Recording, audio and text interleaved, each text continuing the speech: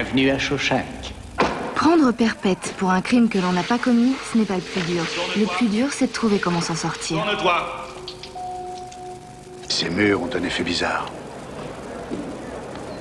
On les hait d'abord.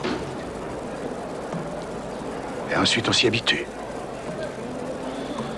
Et plus le temps passe, plus on finit par en avoir besoin. Qu'est-ce qui vous prend? Faites-le-moi sortir. Il s'agit de ma vie. Vous ne comprenez pas, il s'agit de ma vie. L'espoir peut rendre un homme fou. Ça sert à rien, Tôle. Tu devrais te faire à cette idée. Les évadés de Franck Darabont, mercredi 18 à 21h, on se fait la belle sur Canal+. L'océan Pacifique. Merde. Moi, j'aurais une peur bleue dans un truc aussi grand. Pas moi.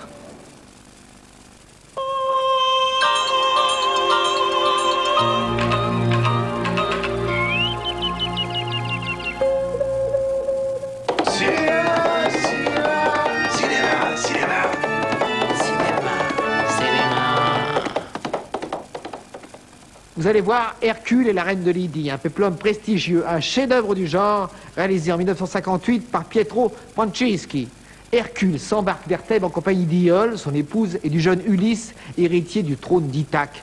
Ils vont connaître bien des aventures. Le fils de Zeus devra, entre autres périls, affronter les sortilèges de la troublante Omphale, reine de Lydie, puis rétablir l'ordre dans la ville de Thèbes déchirée par une lutte fratricide.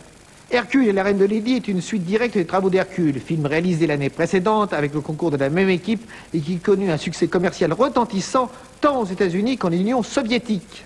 Pietro Francischi est un très honnête spécialiste du cinéma d'aventure et qui l'on doit entre autres La Reine de Saba, Attila Fléau de Dieu, Roland Prince vaillant et qui signera encore La Charge de Syracuse, Sappho Vénus de Lesbos ou Hercule, Samson et Ulysse. Mario Bava assure la sublime photographie du film. Je n'ai peur ni de mon frère, ni de tous ces guerriers d'Argolide. Mais pourquoi rejeter l'idée d'un beau voyage? J'irai chercher un bon dompteur pour mes tigres. L'Égypte en possède quelques-uns d'une bravoure incontestable. Et puis, il faut que j'envisage une alliance pour reprendre mon trône si par contre mon frère tentait de vouloir me déposséder à son tour. Salut, Hercule!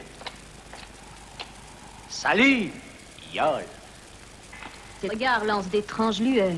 J'avoue qu'ils ne sentent pas de tourpeau, ce roi. Mais ces éclats de rire que rien ne provoque inspirent la défiance. Ton épouse a raison, Hercule. Tu as vu comme il a changé après avoir écouté ton discours. C'est une chance que je lui offrais. Ex-Monsieur Univers, Steve Reeves s'incarne pour la seconde fois et l'ultime fois le personnage d'Hercule qui le rendit mondialement célèbre. Reeves est encore à l'orée d'une carrière italienne prestigieuse. Il jettera l'éponge d'un coup en 68 sans avoir perdu un instant le prestige dont il est encore aujourd'hui auréolé. Plus belle que jamais, Silva Cosina incarne à nouveau Iole, tendre épouse d'Hercule, tandis que la très regrettée et incendiaire Sylvia Lopez détourne le fidèle époux du droit chemin par le biais de filtres magiques. Mais je vous laisse savourer maintenant ce pur joyau du cinéma féerique et d'aventure en compagnie du plus racé, du plus noble, du plus beau des gros bras du cinéma italien, le bel Hercule, Steve Reeves.